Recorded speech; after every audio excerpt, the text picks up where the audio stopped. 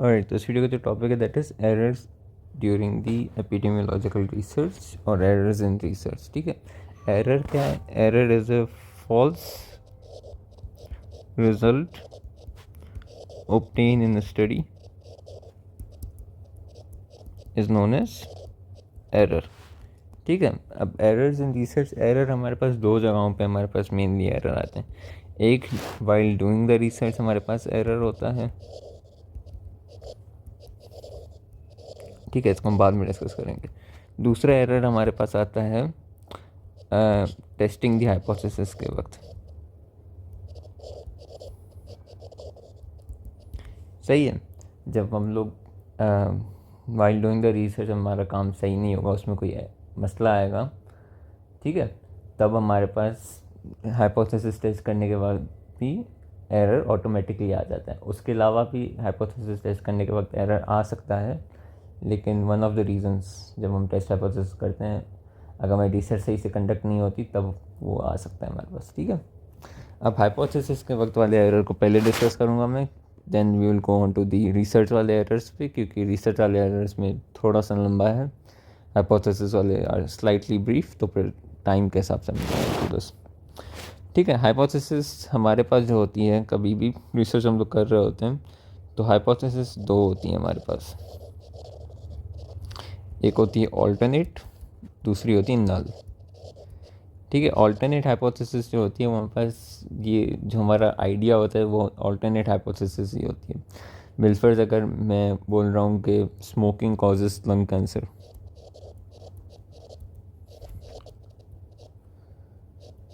ठीक है, ये हो गई मेरी ऑल्टरनेट हाइपोथेसिस. मेरी जो नल हाइपोथेसिस होगी वो क्या होगी? Smoking does not cause lung cancer. ठीक है, ये मेरे पास एक ऑल्टरनेट होगी, एक नल होगी. अब नल हाइपोथेसिस को मुझे अपनी रिसर्च से या तो रिजेक्ट करना होता है या तो फिर अप्रूव करना होता है. ठीक है, अब या तो मैं इसको फॉल्स प्रूव करूँ या तो मैं इसको ट्रू प्रूव करूँगा. इस फॉल्स और ट्रू के चक्कर में ही मेरे पास दो टाइप के एरर आ जाते हैं, type 1 and type 2 error. Type 1 is the false positive, sorry, and then type 2 is the false negative. ठीक है, टाइप 1 एरर जो हम एक ऐसी नल हाइपोथेसिस को रिजेक्ट कर लेते हैं जो ट्रू हो.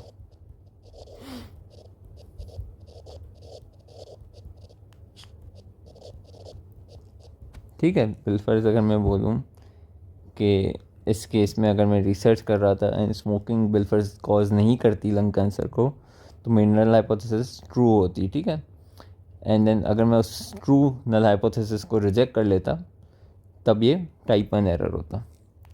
ठीक है, मीनवाइल टाइप 2 एरर इज क्या? अप्रूविंग या फिर फेलिंग टू रिजेक्ट.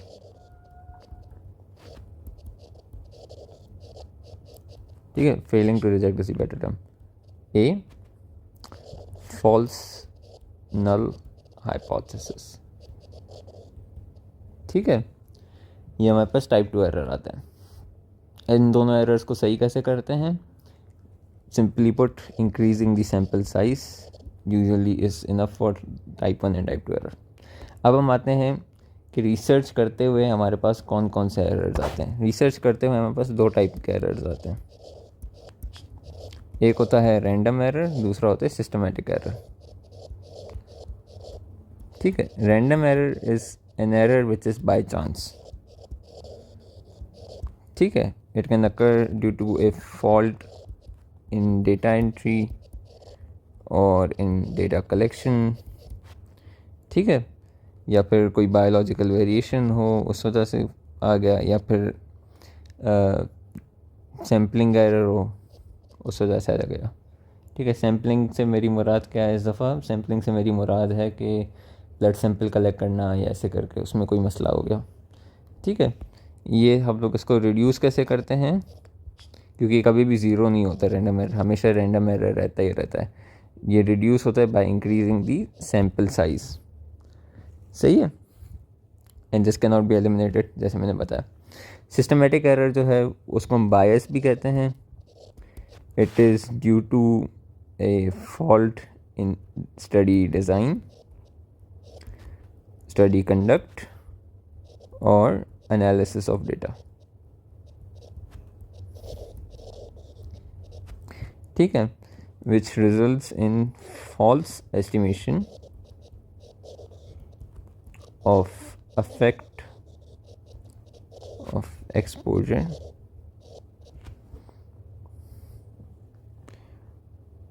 ठीक है। तो ये हमारे पास सिस्टमेटिक बायस आ गया। अब इसके हमारे पास डिफरेंट टाइप्स होते हैं, या सिस्टमेटिक एरर आ गया, सॉरी, जिसको हम बायस कहते हैं। तो बायस के हमारे पास डिफरेंट टाइप्स होते हैं। ठीक है, एक होता है सिलेक्शन बायस, दूसरा होता है इंफॉर्मेशन बायस, तीसरा होता है कंफाउंडिंग। सही है। उसके अलावा भी हमारे पास दूसरे माइनर टाइप्स होते हैं, उनको फिर बाद में डिस्कस करेंगे। सबसे पहले हमारे पास क्या है, सिलेक्शन बायस।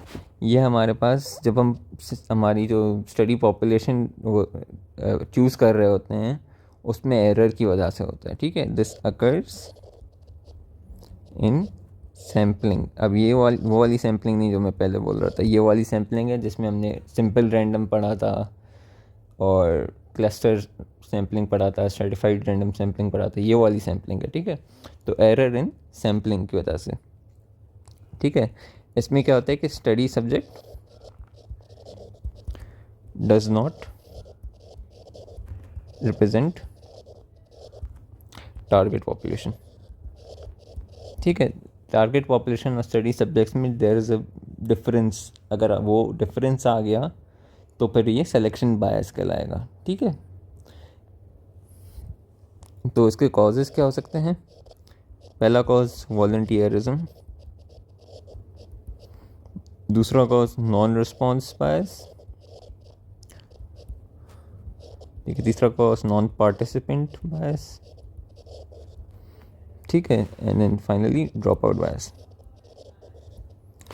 ठीक है, वॉलंटियरिज्म बेसिकली मीन्स कि जो बंदे खुद अपने आप को वॉलंटियर करते हैं स्टडी के लिए, तो वो फंडामेंटली उन बंदों से अलग होते हैं देन जो लोग अपने आप को खुद वॉलंटियर नहीं कर रहे होते स्टडी के लिए। ठीक है, उनके साइकोसोशल कैरेक्टरिस्टिक्स अलग होते हैं, उनकी डिज़ीज़ की मैनिफेस्टेशन अगर डिज़ीज़ है उनमें तो वो अलग होगी। ठीक है, क्योंकि सीवियर डिज़ीज़ वाला बंदा कभी भी किसी सर्वे में नहीं अपने आप को वॉलंटियर करेगा, लेकिन नॉर्मल बंदा अक्सर कर लेता है। ठीक है, तो फिर उसमें सिलेक्शन बायस होने का चांस आ जाता है। नॉन रिस्पॉन्स बायस अक्सर ये जिनके डिजीज़ सीवियर होते हैं वो यूजुअली रिस्पॉन्स नहीं दे रहे होते, बिलफर सर्वे का सवालों का जवाब नहीं दे रहे हैं वगैरह जो भी है, तो नॉन रिस्पॉन्स बायस हो गया। नॉन पार्टिसिपेंट बायस बेसिकली तब होता है जब आप स्टडी में आपने पार्टिसिपेंट्स की सिलेक्शन सही तरीके से नहीं की हो, तो फिर आपने कोई ग्रुप ऑफ पीपल मिस कर दिया हो तो वो नॉन पार्टिसिपेंट बायस हो जाएगा। ड्रॉप आउट बायस स्टडी का हिस्सा हो के लोग कभी कभी ड्रॉप आउट कर लेते हैं, फॉलो थ्रू नहीं होता उसमें। ठीक है, जैसे कोहॉर्ट हो गया तो उसमें ड्रॉप आउट बायस हो सकता है। अब हमारे पास सिलेक्शन बायस के डिफरेंट टाइप्स होते हैं। ठीक है, सबसे पहला जो टाइप है इसका वो है self selection bias. This is due to volunteerism. ठीक है, इसका बेसिकली क्या फंडा है, people who volunteer for study are different than people who don't। ठीक है, अब इसको इजीली एक्सप्लेन करने में मैं बस एक सवाल पूछूंगा देन यू विल अंडरस्टैंड। अगर मैं डिप्रेशन का एक सर्वे दे रहा हूँ और मैंने बिलफर्स किसी भी व्हाट्सएप के ग्रुप में लगा लिया, क्या जो जिसकी डिप्रेशन सिवियर होगी, क्या वो बंदा उस सर्वे का जवाब देगा? नहीं देगा। ठीक है, यूजुअली वॉलंटियर्स जो होंगे जो खुद आएंगे, वो उनकी या तो डिप्रेशन लेवल इतनी हाई नहीं होगी, यूजुअली की बात कर रहा हूँ, नॉट सेइंग कि हमेशा ऐसा ही होता है, जब उनकी डिप्रेशन लेवल इतनी हाई नहीं होगी या फिर वो नियर टू नॉर्मल होंगे, माइल्ड केसेस होंगे। ठीक है, तो ये सिलेक्शन बायस आ जाएगा, जिसमें हम लोग के पास एक्सट्रीम केसेस बेसिकली आएंगे ही नहीं, क्योंकि वॉलंटियरिज्म की वजह से एक अलग ही हमारे पास प्रोपोर्शन आ जाएगी केसेस की। ठीक है, देन वी हैव दूसरा बायस विच इज़ दी बर्गसन्स बायस और हॉस्पिटल बायस। इसमें ये तब होता है कि जब हम एक हॉस्पिटल सेटिंग में कोई भी डिज़ीज़ को स्टडी कर रहे होते हैं। ठीक है, अब जो भी लोग हॉस्पिटल में एडमिट होते हैं ना, वो सीवियर केसेस होते हैं। ठीक है, जब कभी भी मैं हॉस्पिटल सेटिंग में किसी भी स्टडी को करूँगा तो मैं सिर्फ उस डिज़ीज़ के सीवियर केसेस को ही स्टडी कर सकता हूँ। अगर मैंने उसको जनरलाइज पॉपुलेशन में करने की कोशिश की तो मैं ये नहीं कर सकता। ठीक है, क्योंकि इसमें बर्गसन्स बायस आ जाएगा, हॉस्पिटल बायस आ जाएगा। अगर मैंने कोविड की सिर्फ हॉस्पिटल केसेस को देखकर मैंने कोविड पे जनरलाइजेशन करना शुरू कर दी, स्टडीज़ करना शुरू कर दी, और मैंने नॉर्मल बंदे नहीं लिए, तो मेरी नज़र में कोविड बहुत सीवियर डिजीज़ होगा, क्योंकि कोविड के जो भी बंदे हॉस्पिटल में जाते हैं वो वेंटिलेटर पे पुट हो जाते हैं। ठीक है, यूजुअली यही होता है। ठीक है, लेकिन मुझे अगर मैं सिर्फ हॉस्पिटल वाले देखूँ तो वो तो वेंटिलेटर वाले होंगे, लेकिन मुझे तो ये पता ही नहीं होगा कि भाई बहुत सारी पॉपुलेशन तो वो है जिनको सब क्लिनिकल डिजीज़ था, या फिर थोड़ा सा नज़ला ज़ुकाम था, या फिर ऐसा कुछ था। ठीक है, तो ये बर्गसन्स बायस आ गया। ठीक है, तो ये हमारा क्या था, Berkson's bias. Then we have the third type which is the Neyman bias, इसको हम इंसिडेंस प्रेवलेंस बायस भी कहते हैं। ठीक है, बर्गसन्स बायस में ये था कि हमारे पास सिर्फ सीवियर केसेस थे। नेम इन बायस में बेसिकली क्या होता है, ये तब होता है जब हमारे पास exposure of a risk factor और स्टडी जब हम कर रहे होते हैं उसमें एक काफ़ी अच्छा खासा टाइम गैप हो। ठीक है, तो बोल फर्ज एक्सपोजर था, फिर डिज़ीज़ हुआ, फिर लंबे अरसे के बाद स्टडी हो रही है, एंड देन फिर हम केस डिटेक्ट कर रहे हैं, फिर से हो रहे हैं। अब ठीक है, ये एक पार्टिसिपेंट ऐसा था जिसको एक्सपोजर हुआ, डिज़ीज़ हुआ, एंड देन वो स्टडी का ऐसा बना। लेकिन ऐसा ज़रूरी थोड़ी ना कि ऐसा हो, कभी कभी उस पार्टिसिपेंट की डेथ भी हो सकती थी अगर सीवियर केस होता। ठीक है, तो वो स्टडी का ऐसा नहीं बनता, सीवियर केसेस स्टडी का ऐसा नहीं बनते, जो अर्ली फेटेलिटीज़ होती हैं। कभी कभी क्या होता कि वो सब क्लिनिकली रिजॉल्व हो जाता, तो वो भी स्टडी का ऐसा नहीं बनते। सही है, स्टडी का ऐसा सिर्फ वो लोग बनते जो मॉडरेट सीवियरिटी के थे, जिनको डिज़ीज़ हुआ, उनको पता लगा कि वो डिज़ीज़ हुआ है उनको, और फिर वो स्टडी में सेलेक्ट हुए। जिनकी अर्ली फेटेलिटी होगी वो तो थे ही नहीं, और ना ही वो थे जो सब क्लिनिकल थे और रिजॉल्व हो गए। तो फिर एक डिज़ीज़ में सिर्फ मॉडरेट लोग आए, तो फिर इसमें भी सिलेक्शन बायस बन गया, क्योंकि डिज़ीज़ की पॉपुलेशन में तो सीवियर, मॉडरेट और माइल्ड तीनों होंगे ना, लेकिन हमने सिर्फ मॉडरेट वाले ले लिए। तो ये हमारे पास नेम इन बायस आता है, ये इंसिडेंस प्रेवलेंस बायस होता है। ये केस कंट्रोल में हमें अक्सर मिल रहा होता है। ठीक है, कोहॉर्ट में ये नहीं मिलता। कोहॉर्ट इसकी बेसिकली वो है कि करेक्शन, नेम इन बायस की करेक्शन कोहॉर्ट स्टडी से होती है। ठीक है, finally we have loss of follow up की वजह से बायस होता है, तो ये बेसिकली कोहॉर्ट स्टडीज़ में हमारे पास अक्सर मिल रहा होता है। अब सिलेक्शन बायस को कम कैसे किया जाए, सबसे पहला सैम्पल साइज़ बढ़ा दो। ठीक है, दूसरा रैंडमाइजेशन। ठीक है, तीसरा वॉलंटियरिज्म को मना करो। चौथा प्रॉपर केस डेफिनेशन हो आपकी कि ये बंदा मुझे सेलेक्ट करना है, उसके अलावा नहीं करना। ठीक है, ड्रॉप आउट्स को फिर आपको प्रोबेबिलिटी ऑफ ड्रॉप आउट्स भी करनी, ताकि आपका ड्रॉप आउट बायस ख़त्म हो। ठीक है, तो ये हमारे पास क्या आ गया, सिलेक्शन बायस हो गया। अब हमने सिलेक्शन बायस जो है उसको डिस्कस कर लिया है। अब जो दूसरे टाइप का जो बायस हमारे पास आता है, दैट इज़ द इंफॉर्मेशन बायस। ठीक है, इंफॉर्मेशन बायस जो होता है वो हमारे पास तब होता है जब हम इंफॉर्मेशन के जो हमारे ऑब्टेन करने के मेथड्स होते हैं वो गलत होते हैं, या फिर इतने अच्छे नहीं होते हैं, अप टू द मार्क नहीं होते हैं, तब हमारे पास इंफॉर्मेशन बायस आता है। इसको हम मेजरमेंट बायस भी कहते हैं। ठीक है, इसके हमारे पास 3 सोर्सेज होती हैं। ठीक है, सबसे पहला होता है ऑब्जर्वर बायस। ऑब्जर्वर बायस हम बहुत दफ़ा डिस्कस कर चुके हैं। ऑब्जर्वर बायस भी बोलते हैं, ऑब्जर्वर वेरिएशन भी बोलते हैं, जिसमें एक बंदा अगर किसी भी कैरेक्टरिस्टिक को ऑब्ज़र्व कर रहा है, ब्लड प्रेशर को ऑब्ज़र्व कर रहा है, तो मैं अगर ऑब्ज़र्व करूँगा तो मैं अलग रीडिंग दूंगा, कोई और मेरा दोस्त करेगा तो वो अलग रीडिंग बताएगा एक ही पेशेंट के ब्लड प्रेशर की इन सिमिलर टाइम। ठीक है, तो ये हमारे पास ऑब्जर्वर वेरिएशन आ जाती है। पहला इंफॉर्मेशन बायस का ये है। Then there is the subject variation. Subject variation can be due to biological variation वजह से हो सकती है। ठीक है, लेकिन इन सब्जेक्टिव क्वेश्चंस हमारे पास रिकॉल बायस भी आता है।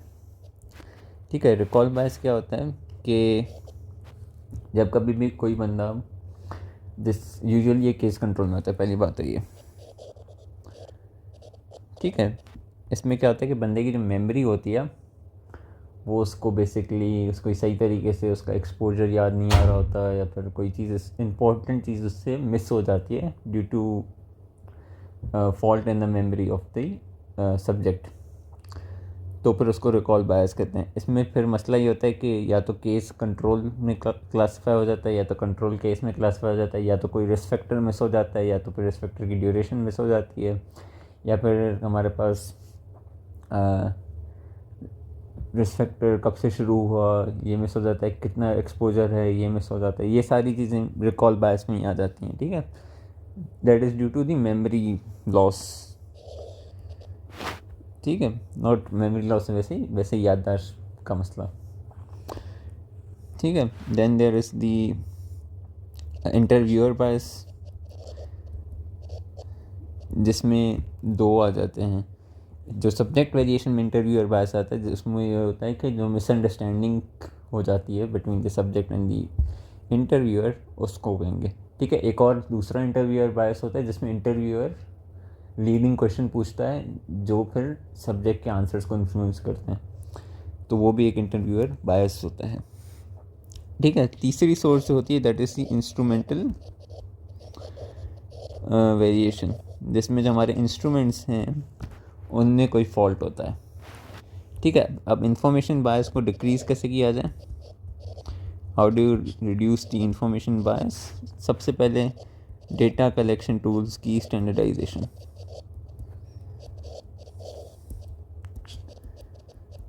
ठीक है, second of all multiple sources of information.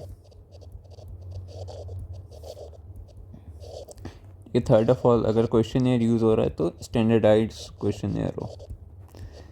ठीक है, थर्ड ऑफ ऑल वेरीफाई किया जाए जो भी डेटा हमारे पास हमें मिल रहा है। ठीक है, लॉस ऑफ फॉलोअप को मिनिमाइज़ किया जाए। And then finally blinding. अब व्हाट इज़ ब्लाइंडिंग, उसको हम देखते हैं। ब्लाइंडिंग हम लोग तब करते हैं जब हमारे पास यूजुअली एक ऐसी रिसर्च होती है जिसमें या तो हमारे सब्जेक्ट्स, या तो हमारे जो ऑब्जर्वर्स हैं, या तो डेटा एनालिस्ट हो, किसी में भी इस चीज़ का हमें डर हो कि वो रिसर्च की वजह से अपने आंसर्स में कोई चेंजेस लेकर आ जाएं। ठीक है, ये यूजुअली तब होता है जब हमारे पास कंट्रोल ट्रायल्स होते हैं, रैंडमाइज कंट्रोल ट्रायल हो गया या नॉन रैंडमाइज कंट्रोल ट्रायल हो गया। उसमें हमारे पास ये होता है कि हमारे पास एक कंट्रोल ग्रुप होता है, एक स्टडी ग्रुप होता है। ठीक है, थेरेपी ग्रुप होता है। अब थेरेपी ग्रुप को ड्रग मिलती है, कंट्रोल को जो है वो प्लेसिबो मिल रहा होता है अक्सर। सही है, तो यूजुअली ये होता है कभी कभी कि जो जिस बंदे को ड्रग मिल रहा होता है ना, अगर उसको हम बता दें कि आपको ये ड्रग मिल रहा है और ये असल इफेक्ट वाला है, और प्लेसिबो को ये बता दें कि आपको ये कंट्रोल में प्लेसिबो मिल रहा है वगैरह, ठीक है, तब फिर जो रिजल्ट्स आएंगे वो अफेक्ट होंगे due to the information given to them. अब जिसको ड्रग मिलेगा वो उसका ज़्यादा बढ़ावा करने की कोशिश कर सकता है, या फिर वॉट एवर जो भी है, तो उसमें हमारे पास रिजल्ट में मसला आएगा। इसलिए हम लोग बेसिकली क्या करते हैं, ब्लाइंडिंग करते हैं। ठीक है, ब्लाइंडिंग इज़ अ मेथड जिसमें हम लोग बायस बेसिकली ख़त्म करने की कोशिश कर रहे होते हैं।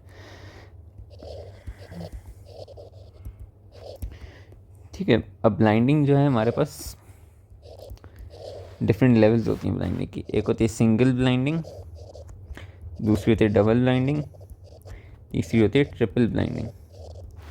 ठीक है, सिंगल ब्लाइंडिंग में जो हमारा स्टडी सब्जेक्ट होता है वो अनअवेयर होता है। अब he could be unaware of the fact कि वो रिसर्च का हिस्सा है, he could be unaware of the fact कि वो स्टडी ग्रुप में या फिर कंट्रोल ग्रुप में है, जो भी है सही। हाँ, स्टडी ग्रुप में या कंट्रोल ग्रुप में।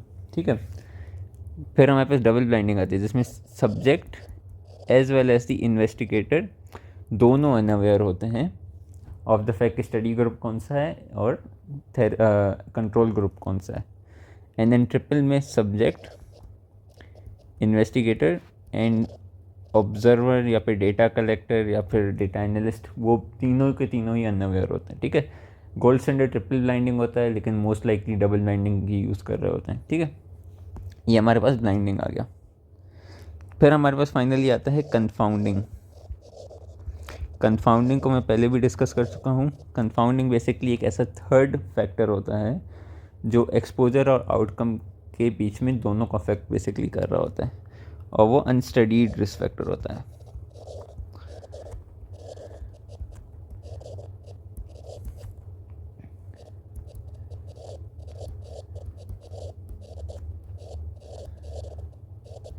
ठीक है, अब इसका असर क्या होता है कि ये डिस्टॉर्शन कर देता है of estimated effect of the exposure.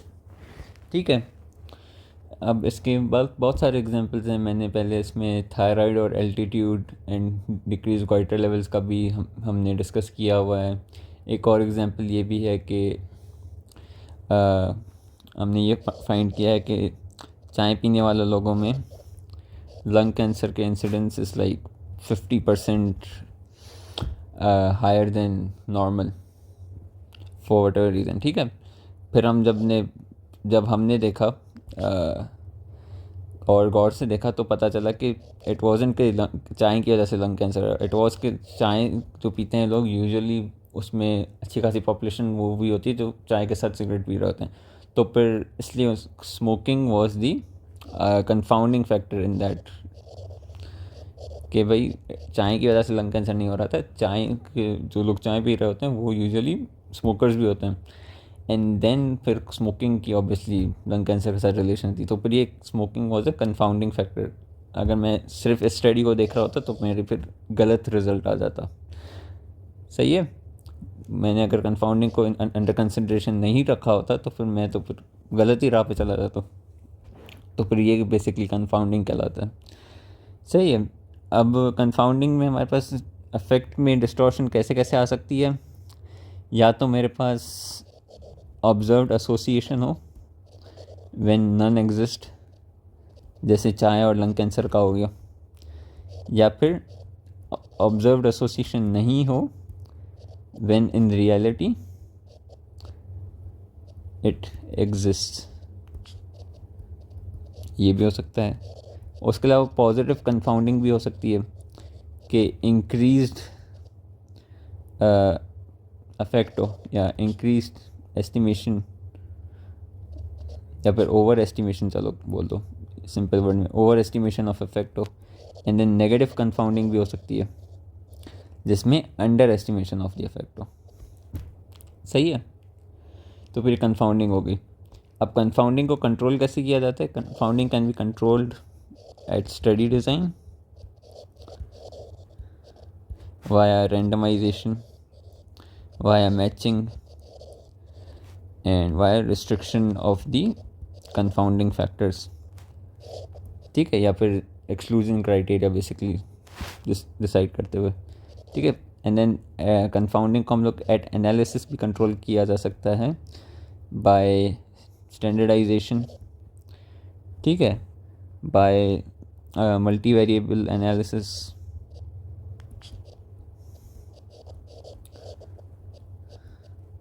ठीक है, बाय रेजिडुअल कंफाउंडिंग। ये बेसिकली एनालिसिस के मेथड्स होते हैं, उसमें हमारे पास हम लोग यूज़ करते हैं, तो फिर हमारी कंफाउंडिंग बेसिकली कम हो जाती है वगैरह।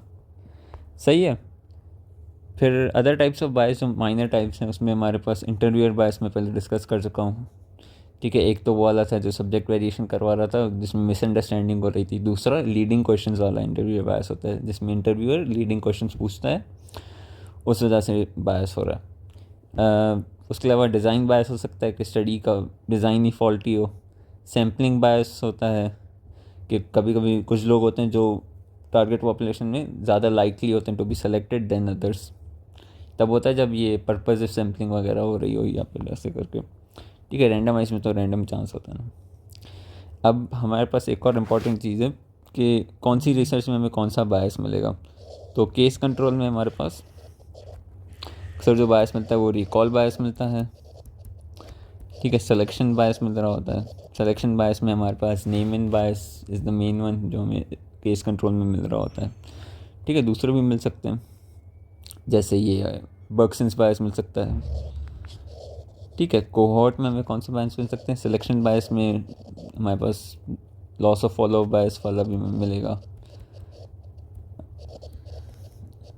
ये अपना हॉस्पिटल वाला कौन सा था, बर्कसन्स बायस, वो भी मिल सकता है, ठीक है। इन्फॉर्मेशन बायस भी मिल सकते हैं क्योंकि मल्टीपल फॉलोअप्स में वो मसला आ सकता है, ठीक है। कंफाउंडिंग भी मिल सकती है हमें, ठीक है। क्लिनिकल ट्रायल में हमें कौन कौन से बायसेस मिल सकते हैं। सिलेक्शन बायस हो गया,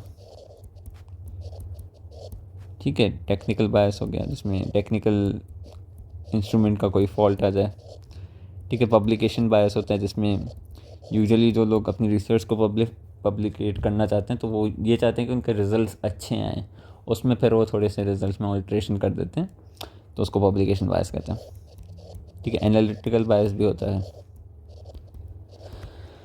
एंड देन कंसेंट बायस भी होता है जो हमारे पास क्लिनिकल ट्रायल में हमें मिलते हैं, सही है। तो ये हमारे पास एग्जांपल्स आ गए biases in research studies as well, and this is all for errors in research.